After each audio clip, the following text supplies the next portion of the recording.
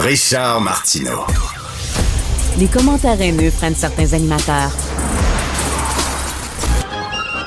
Martineau s'en régale.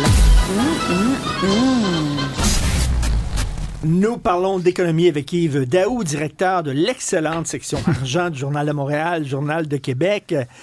Yves, il n'y a rien de plus fâchant quand tu fais une job, tu travailles fort, puis là, tu apprends qu'il y a des gens qui font le même job que toi, mais à rabais.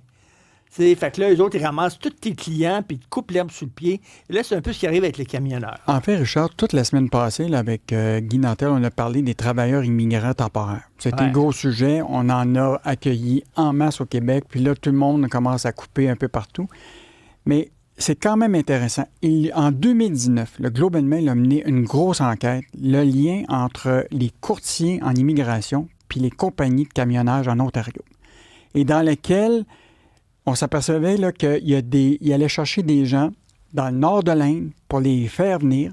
Ces gens-là, on leur promettait des jobs de 35 000 puis 50 000 $ Même ces gens-là devaient payer aux compagnies de camionnage 10 000 $ de leur poche pour être formés, tout ça. Et ce qui est intéressant, c'est que Globe and Mail, dans cette enquête-là, montrait comment ces travailleurs camionneurs qui n'avaient jamais conduit de camions semi-remorques se retrouvaient sur les routes de l'Ontario, évidemment. Là, on va parler du Québec. Mais ils ont un permis. Ah, écoute, il n'y a presque pas de permis. L'idée, c'est qu'ils sont sur les routes sans formation. Il y a même le Marketplace de CBC qui a montré qu'il y avait des liens avec des faux tests de camionneurs pour la formation de camionneurs. Et donc, là, ce qui est sorti ce matin dans le journal, c'est que l'Association de camionnage du Québec sort pour demander une enquête publique justement sur ces camionneurs illégaux de l'Ontario qui viennent actuellement, tu sais quoi? Ils sont payés 10-15 $ de l'heure pour offrir des services à des compagnies ici. Et là, ils se font complètement concurrencer. Il y en a un qui a dit là, que 450 camionneurs, lui, qui est fondé en 1947, là, il dit, écoute, là, moi, je vais licencier du monde parce que je ne suis pas capable de compétitionner avec ces travailleurs. Tu sais, il y a beaucoup de gens qui disent le capital, les patrons, le patronat, ils aiment ça, l'immigration. Pourquoi? Parce qu'ils peuvent les payer moins cher. Bien là, les payer moins cher, mais ce qui est plus dramatique, c'est le danger sur les routes. Écoute, c'est des camions remorques. Écoute, un des camionneurs nous expliquait que ces gens-là, ils sont même pas capables de reculer les 25 pieds puis les 40 pieds de ces semi-remorques-là. Ah non, mais comment ça? Ils ont des permis, d'abord. Écoute, dans Globe and Mail, il citait ce jeune-là de 26 ans.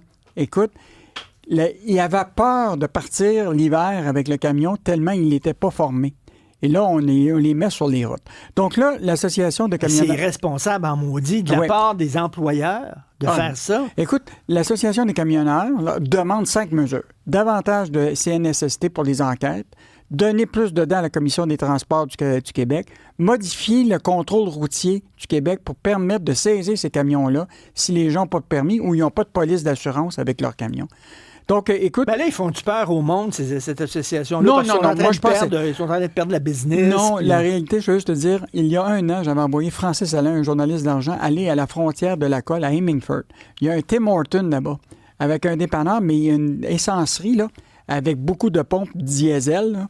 C'est plein de camionneurs qui sont là, qui sont des travailleurs immigrants temporaires, des Indiens, de toutes sortes de pays, et qui se retrouvent à être payés. Une formation accélérée mais ils donne le camion, puis vas-y. Puis là, ils sont en train de venir sur nos routes du Québec. Donc, je pense que c'est une bonne idée de demander une enquête publique là-dessus. Est-ce que la Bourse donne des signes d'un vainqueur à l'élection américaine? La Bourse réagit comment, là? Là, présentement, la Bourse de New York a terminé en hausse, pensant au-dessus de la question de l'incertitude de l'élection présidentielle. Donc, le Dow Jones, 1% de plus.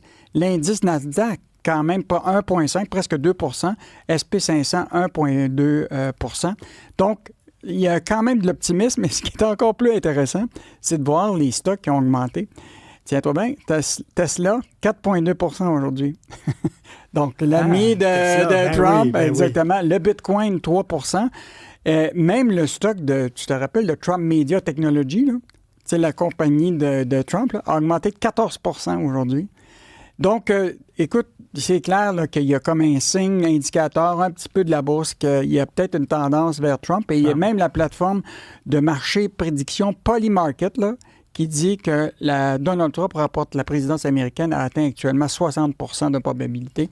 Donc, on s'en va vers ça. Et écoute, ce qui est intéressant, c'est qu'il y a sur les analystes qui sont proches de la bourse, il y en a qui sont des partisans de Trump.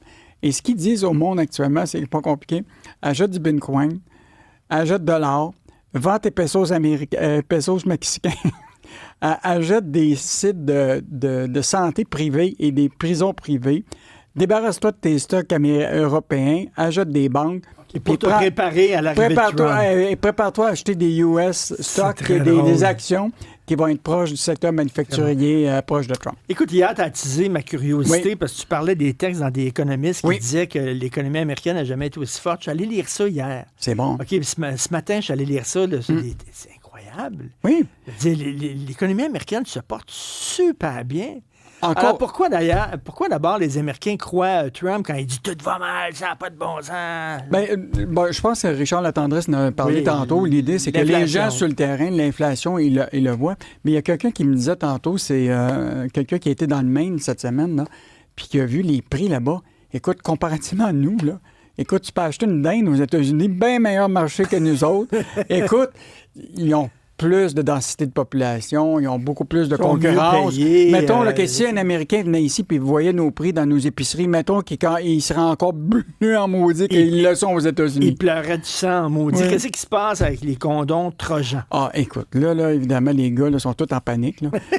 Écoute, les condoms Trojan ne sont pas sécuritaires. Ils contiendraient des produits toxiques qui auraient été liés au cancer. Écoute, c'est un avocat qui a déposé une proposition d'action collective à la Cour supérieure ici au Québec. Et ça fait suite à une poursuite similaire qu'il y a aux États-Unis. Alors, donc, il y aurait dans les condoms des substances pas utiles pour le corps humain. Et donc, ces substances-là sont même enquêtées. Écoute, Santé Canada étudie les impacts de ces substances-là depuis 2021, mais ils n'ont rien trouvé.